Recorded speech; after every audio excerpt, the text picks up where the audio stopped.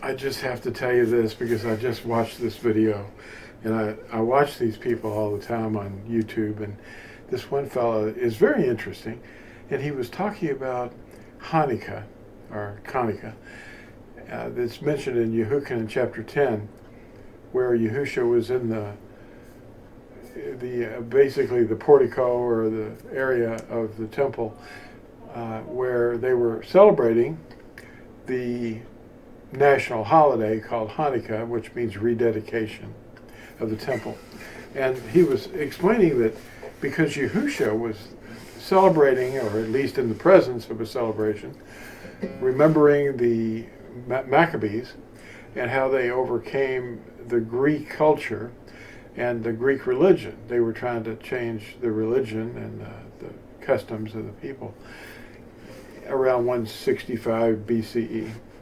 And we were listening to this fellow talk about it, and he said, just because Yahusha was in the presence of a festival or a celebration that was not commanded in the scriptures, that he endorsed it and he liked it okay, he didn't say anything against it.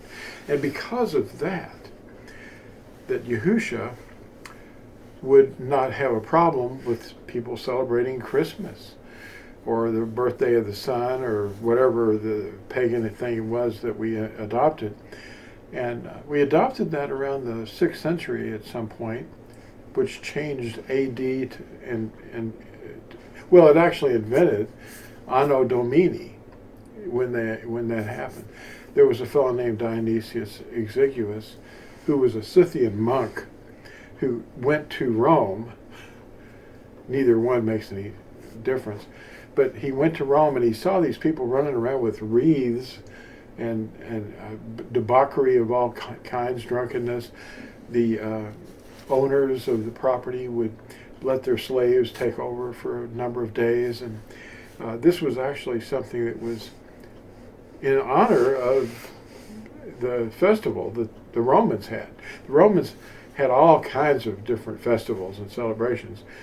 And we all see them being celebrated today, unveiled. No, but people don't know what they mean because the meanings of them are arcane, like the Christmas tree and the wreath, and everything's just hidden behind some kind of a crust. And anyway, this gentleman on the YouTube channel was saying because Yahusha didn't mind standing in the presence of a celebration that was not commanded in the scriptures, that Christians can now do whatever they would like, celebrate whatever, even Christmas. Putting up trees, giving gifts, as the Romans did. Well, this is actually a flawed thing to be thinking, because there's no way that the jealousy of Yahuwah is burning so hot that when we do something that's not his will, we can't just ignore him. And here's one of the things that we want to discuss today. If we celebrate pagan holidays, now just think about this. What did he say about that?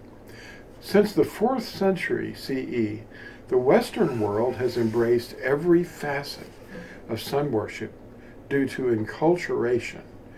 This is what historians call it, enculturation. You take the culture of somebody and you adopt it, either piecemeal or, as we've done in the Western culture, we've fully embraced Roman culture. So the Roman culture of Constantine is expressed in every place where Christianity has reached. If followers of Yahusha celebrate Roman, Celtic, Hindu, Egyptian, Canaanite, or Aztec forms of idolatry, they have no light of dawn. If you look at Yeshayahu or Isaiah 8 verse 20, it says they have no light of dawn.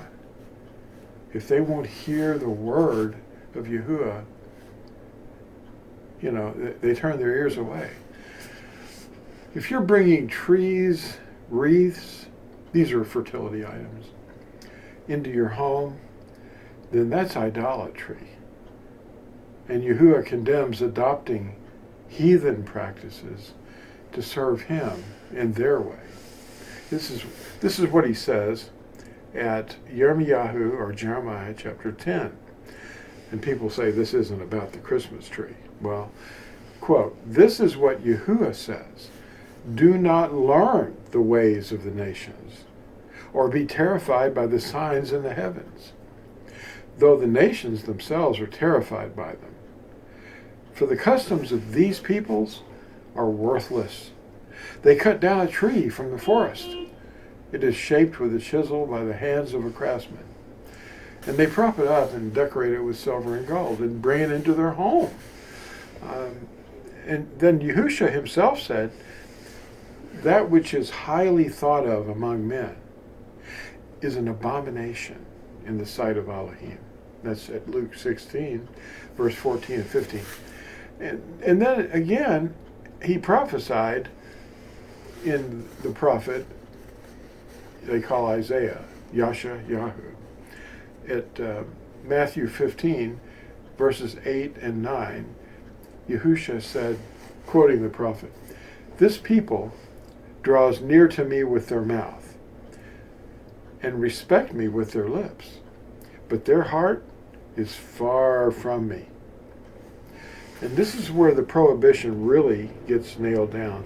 At Deuteronomy 12, verses 29 through 31, quote, "When Yahuwah, your Elohim, cuts off before you the nations you are entering to dispossess, and you drive them out and live in their land, be careful not to be ensnared by their ways after they have been destroyed before you.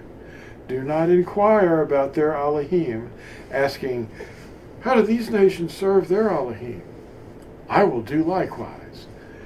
You must not worship Yahuwah, your Elohim, in this way, because they practice for their Elohim every abomination which Yahuwah hates.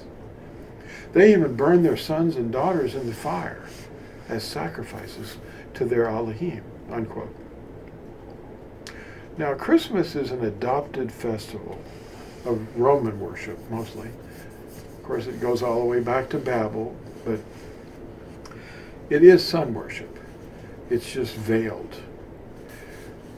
Yahusha never lived by such arcane hooey. The tree and the wreath are ancient fertility symbols, and we are warned about the tree at Yirmiyahu, or Jeremiah chapter 10.